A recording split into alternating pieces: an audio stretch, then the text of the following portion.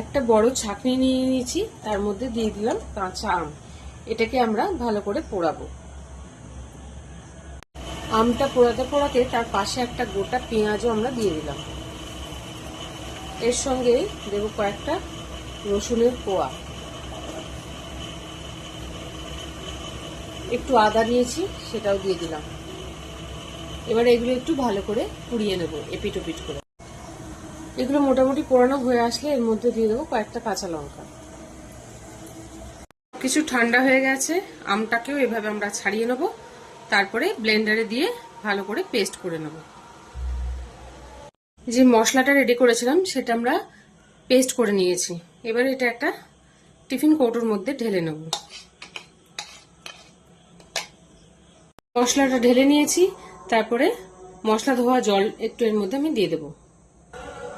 এর মধ্যে দিয়ে দেবো কাসুন্দি,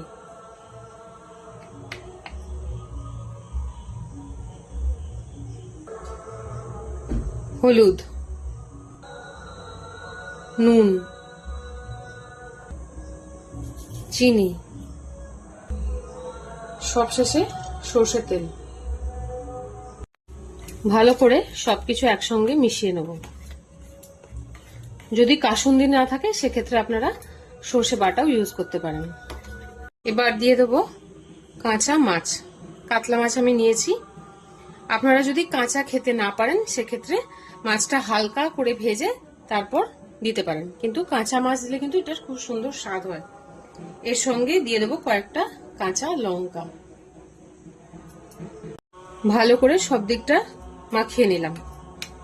এবার এটাকে আমরা ঢাকনা দিয়ে আর ভাপাতে দেব। ঢাকা দিয়ে আমরা 10-15 মিনিটের জন্য ফুটতে দেব। তো আমাদের আম পোড়া দিয়ে মাছ ভাপা কিন্তু একদমই রেডি। এবার এটা গরম ভাতের সঙ্গে পরিবেশন করতে হবে। আমাদের আম পোড়া মাছের ভাপা কিন্তু রেডি হয়ে গেল। আর কত ইজি রেসিপিটা সেটা আপনারা দেখেই বুঝতে পারলেন। আর গরমকালে কাঁচা আমের এই পদগুলো খেতে কিন্তু বেশ ভালো লাগে। আপনাদের কেমন লাগলো? ভালো লাগলে জানাবেন আমাকে। আর লাইক, কমেন্ট, শেয়ার, সাবস্ক্রাইব করবেন আর পেজটাকে ফলো করবেন। Thanks for watching.